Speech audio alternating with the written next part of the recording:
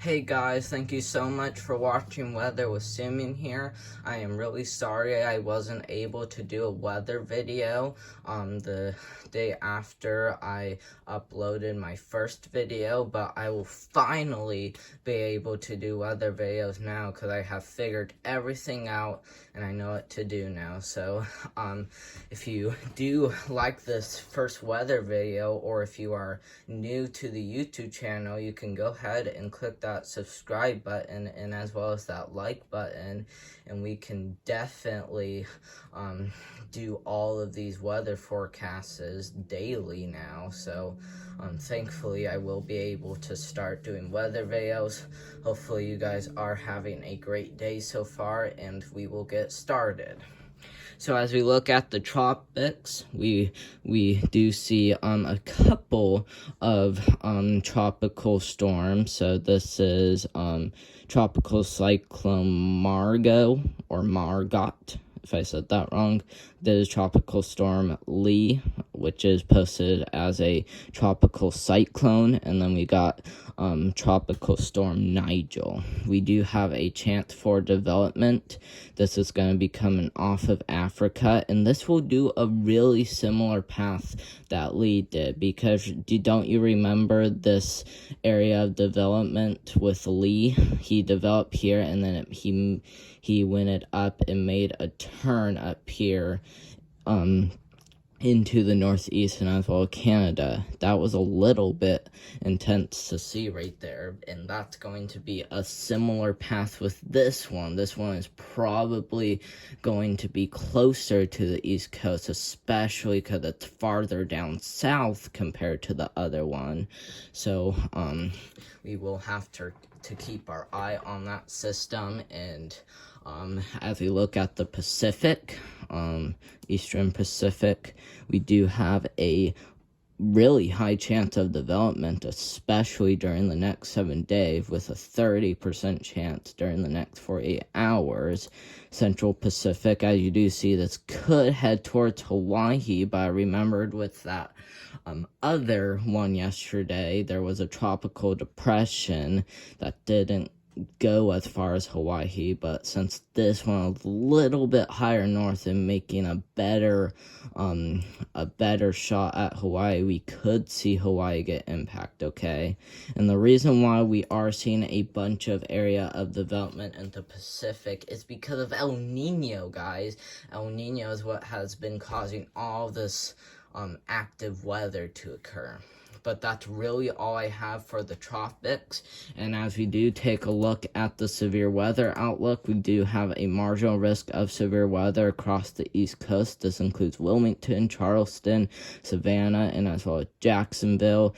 This does include the eastern half of Carolina, getting into eastern Georgia, getting into southeast North Carolina.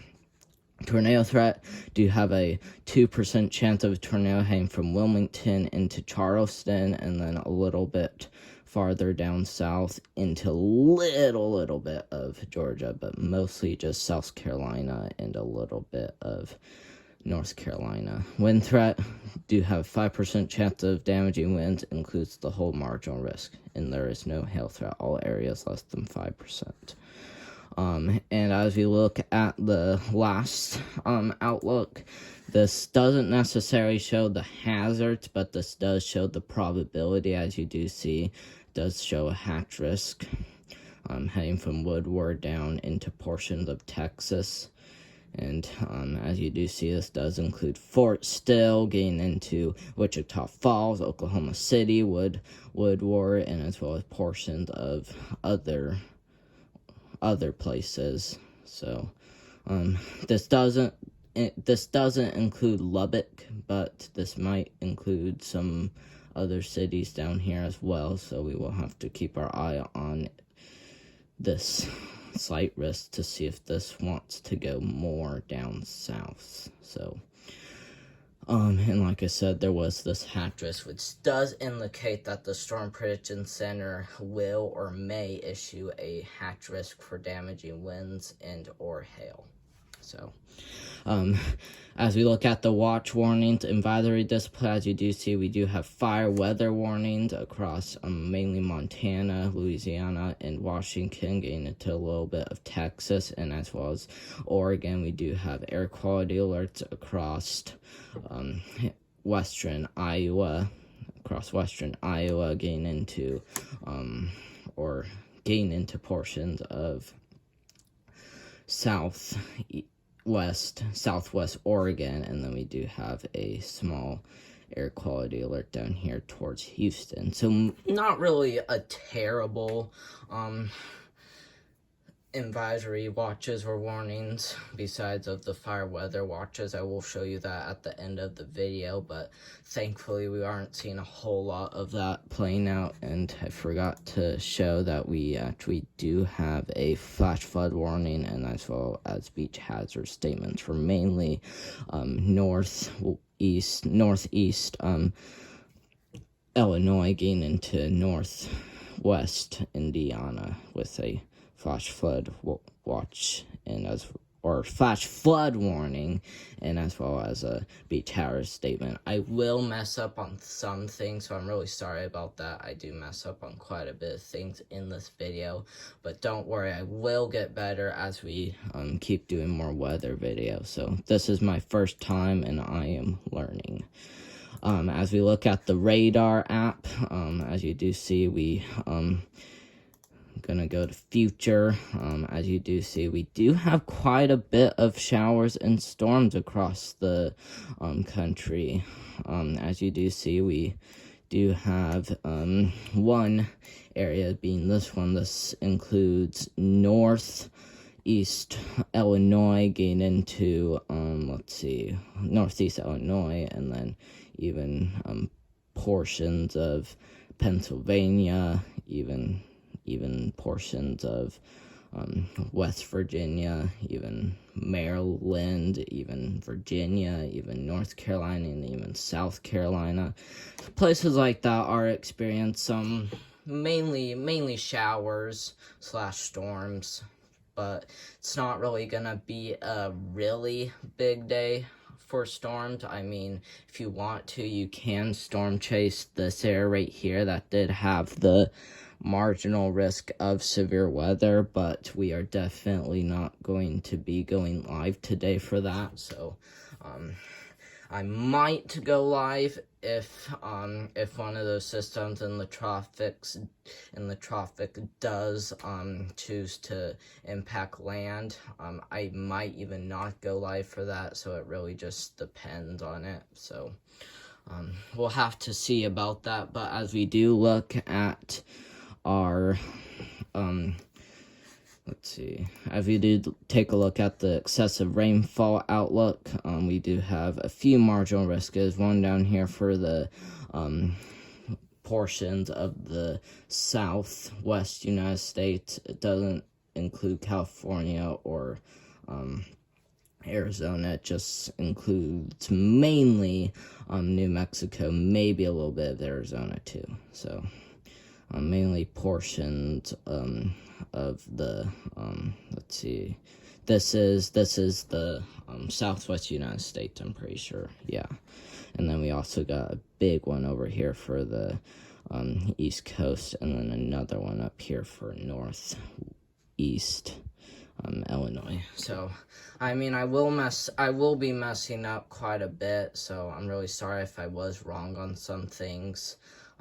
Don't worry, I should get better as we do make more weather videos, but as of right now, I am still learning, and I did say that earlier in this video as well. So we will get better at this, or at least I will, and we'll go ahead and take a look at the precipitation total. As you do see, 24-hour precipitation totals.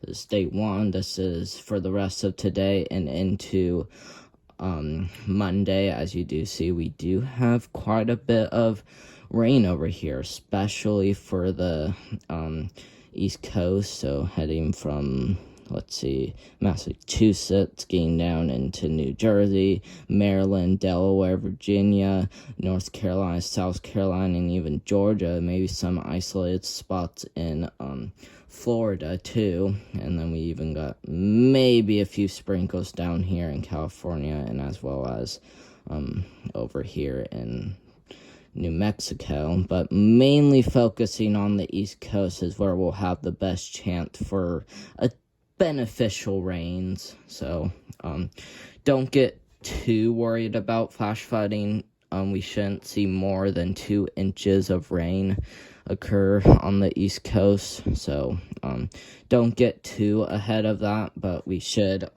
start to see less, or we should not see any flash flooding occur on the East Coast today, because there will only be as high as 2 inches.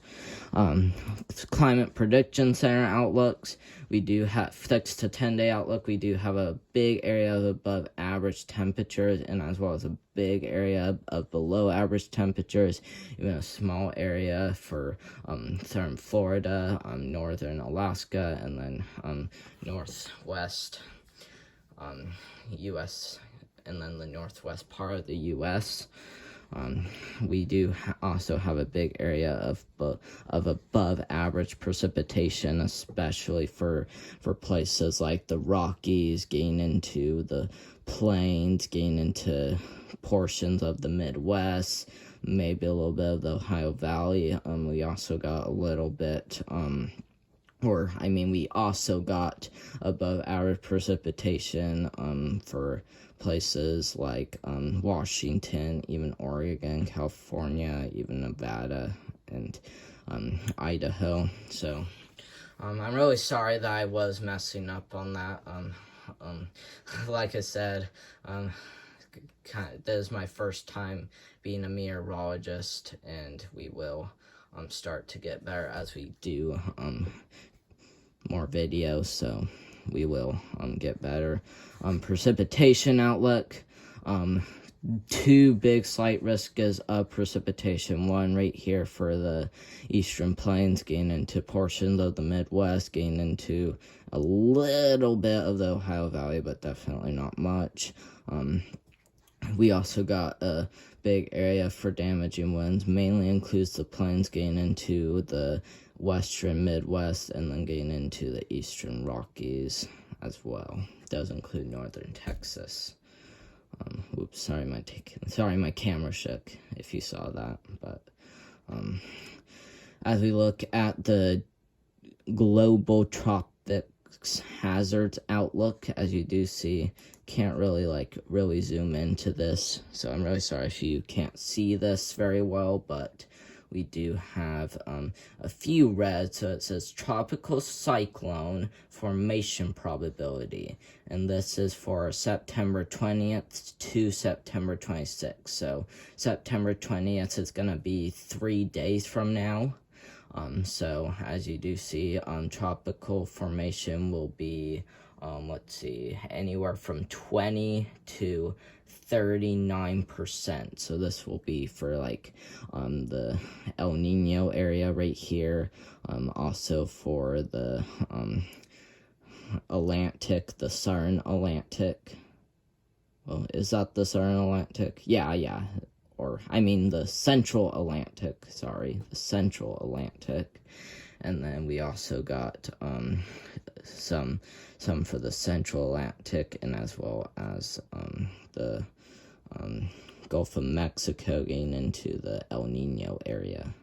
I'm not going to worry about this part of the United States. We're mainly just focusing, sorry, I messed that up. I'm not going to worry about this area over here in places like Asia, Africa, and Australia. We're mainly just going to be focusing on the United States. So as you do see, there is 2 areas over here. And now, before we end this video, I will talk about 2 more things. We got this one over here, September 27th to October 3rd, 2023. So this will be in about, about 9 days before we get to September 27th. As you do see, this does extend into the Gulf of Mexico, and this also still includes the Central Atlantic too as well. So that's all we have for the Climate Prediction Center. But as we look at the fire outlook, as you do see, we do have a critical fire risk for mainly portion of the northern Montana, and then an isolated area for northern California. This means isolated dry thunderstorms. So a little bit crazy in northern California seeing those, but it's definitely not going to be a super big deal. And same goes for tomorrow, where we do have an elevated risk. This does extend into North Dakota, and then we also got another elevated risk over here for mainly portions of Oregon getting into much of Washington, and then we do have a big vertical strip of isolated dry thunderstorms as well. So that's all I have in this video, guys. You probably did see that I was messing up a few times on the weather. I even talked about it throughout the video, but I hope you guys are having a great day so far still. Hope you enjoyed this video. If you do want to leave a comment down below, you guys can. If you have any questions about the weather, you can also correct me on some things if you want as well. But I do hope you like this video. Hope you like the other ones that I make, and we will see you later. Goodbye, guys.